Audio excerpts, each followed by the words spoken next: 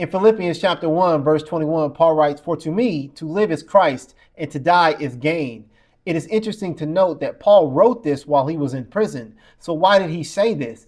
It is because even though he was in prison, the gospel was advancing despite him suffering.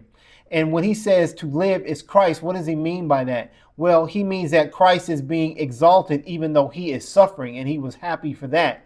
He also meant that his preaching was causing others to preach the gospel, even though some of them were doing it for bad motives. As he says, some people preached the gospel because they were his envious of Paul. Others preached it because they were his rival. And even others preached it because of selfish ambition. But he also says that some were preaching Christ because of love, which was a good thing. So he didn't mind suffering as long as it was advancing the gospel and encouraging others to stand firm in the faith and preach the gospel as well.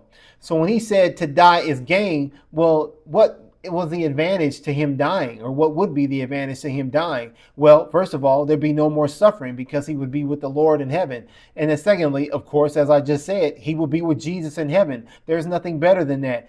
That's why he says in verse 23 that to be with Christ is better by far.